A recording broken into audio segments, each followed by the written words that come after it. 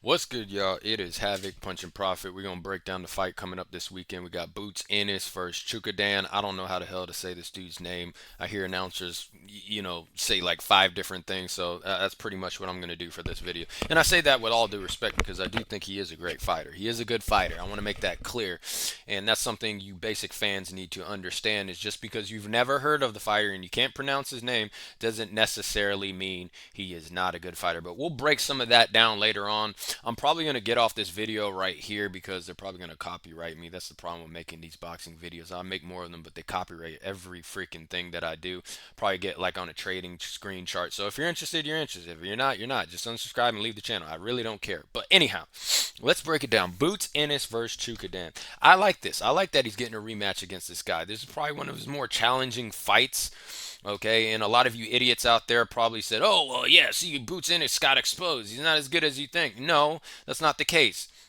Okay, a lot of these Eastern Bloc fighters that you never heard of are really good. This is the problem you had with Terrence Crawford and why you thought Earl Spence was better than him, even though he wasn't, right? Because you discredited Terrence Crawford's resume and some of the opponents he had on it. Okay, like Mean Machine, another Eastern Bloc fighter nobody really heard of.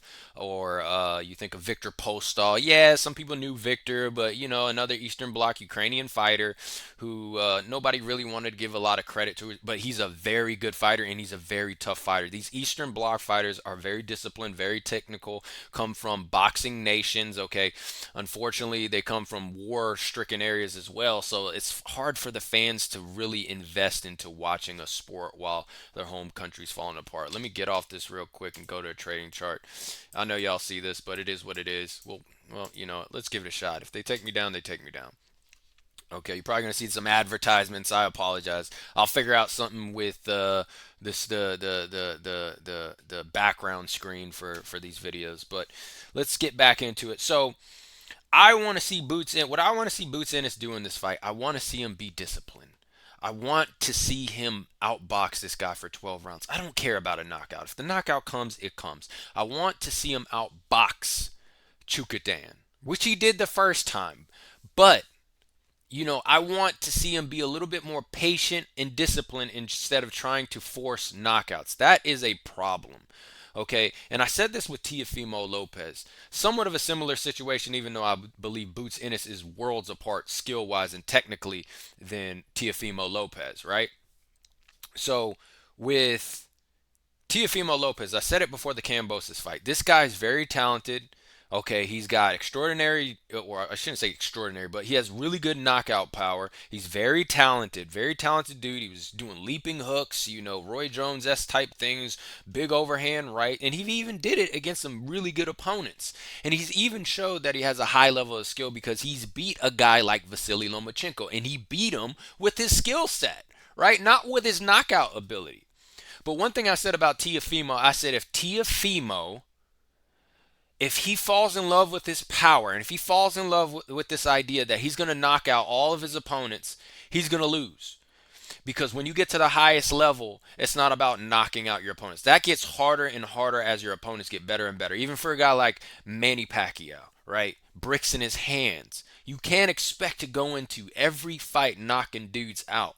You're going to have to box, okay, and win through your patience and your discipline. That's why you hear a guy like Floyd Mayweather say, like, hey, I'm not looking for that. People ask him, are you going to get the knockout or whatever?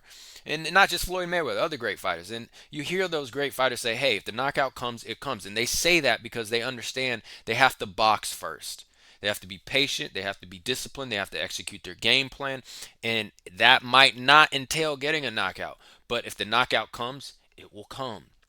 So that's something Boots is going to have to learn. I've noticed that he wants to put on a show for his hometown, the Philly crowd. He wants to put on a show.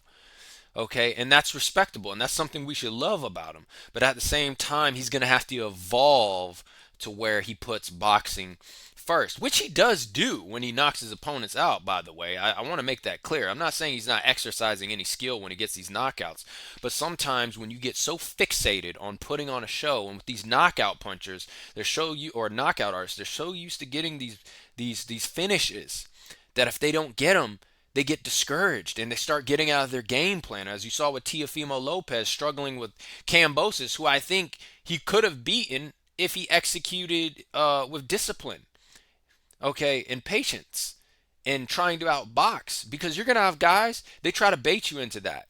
They're gonna try to bait you into knocking them out, and they're not gonna be there for that knockout. As you saw Chukhadzhian, he was on his pedals, man. He wasn't taking risk.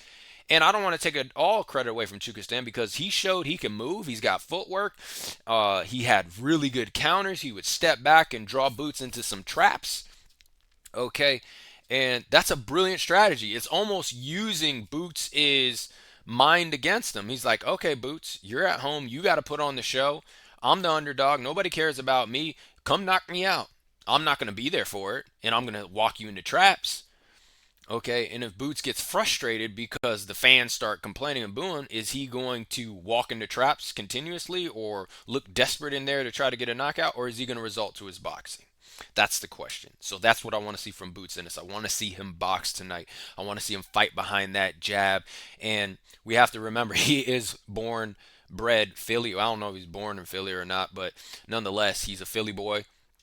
And that might just be in his DNA, in his nature. That may come back to haunt him. I don't know. We'll see. I think it makes him a very exciting, marketable fighter. But we have to remember, you know, he needs to box. So that's what I want to see. He has everything, but he needs to show some discipline and patience. Don't let this fight, if he doesn't get the knockout, tell you that he's not that guy. You know, you guys said this about Tim Tszyu. Oh, he lost to Murtazaev. Tim Tszyu is a fluke. Oh, he got exposed. No, he didn't. Or maybe Murtazaev is a really good fighter. And if you watch that fight, Murtazaev was very good. He had a nasty hook, very patient, very relaxed, very calm, very composed. Once again, I think he's from a Russian background, if I'm not mistaken.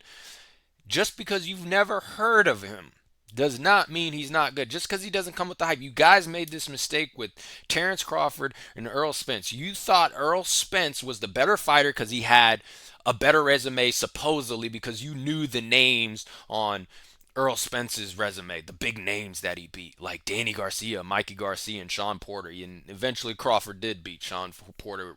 But before he took on Sean Porter, you guys will list that. And I'm not saying Danny Garcia and Mikey Garcia and Sean Porter aren't good fighters, but I don't think they were as tough as fights as Victor Postol for Terrence Crawford. I don't think there was as tough as a fight for or like a Gamboa or in a prime Gamboa, or I don't think it was as tough as a fight as Mean Machine. Like Mean Machine and Victor Postol, those were two tough fights. And I don't care if those guys had losses in the rest record. They're Eastern Bloc fighters. They come from boxing nations. Unfortunately, their boxing fans can't be invested monetarily into their fighters because they're living through war-torn countries, right? War-torn times. Kind of hard to be financially invested in a boxer when your country's going through something like that. Then you got Mikey, Danny Garcia, Mikey, what, Puerto Rican, Brooklyn born or something like that from New York. And then you got Mikey Garcia, who's Mexican, Mexican American. So he has a whole fan base behind him. These are well known guys where fan bases are financially invested in them. Sean Porter came from the money team, right? If I'm not mistaken, training at the Floyd Mayweather gym, had lots of hype behind him. So you guys have this bias towards the hyped fighters, but that doesn't necessarily mean they're better than some of these Eastern Bloc fighters that you never heard of. So just because Boots may not take this guy out with a knockout within 4 rounds doesn't mean this isn't a good win. This will be a good win for Boots Ennis.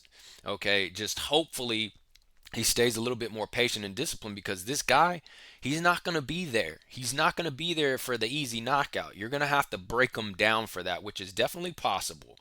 But he has to box first. He has to fight behind that jab. He has to break him down to the body. And he has to be patient and let Chukhadzhian also come to him and set traps. So that's what I want to see. But y'all made this mistake. Okay, so I don't want you to be thinking stupid because this is a fight that goes the distance. That this isn't a credit worthy win. Like I said, Murtazaev against Tim Tszyu. Murtazaev can fight, man. And I don't care if he loses 1 or 2 fights in the future. That dude can fight, and you never heard of him. And those are the toughest fights. Okay, and Terrence Crawford, once again, faced those guys like Victor Postball, Mean Machine. Nobody gave him credit for them. I did. I said those are tough fights, man. Those are good fights for Crawford. Even better because you never heard of these guys, and those are the fights where you're really gonna earn your experience. And Mikey, Danny Garcia, and Sean Porter, they're good fighters, but a little overhyped, a little overrated, right? A little overhyped and overrated because they just have natural big fan bases. Okay, so let's make that clear. But I got Boots Ennis winning this fight. I think he could get a knockout in the later rounds from 8 to 12 TKO, most likely something like that. But it's going to depend on Chukhadzhian. I don't think Chukhadzhian was running. I think it was a smart move for him. I think he should take the same approach, put the pressure on Boots Ennis to look for the knockout, see if he can be undisciplined, walk him into traps. But I mean, if you want to become the champion, he's going to have to take a little bit more risk in fighting Boots Ennis. This is going to be a fun one. I think Bam's also fighting on this card as well. But this is Havoc, Punch and Profit. Who do you think is going to win? Comment down below. Like the video, subscribe. Peace.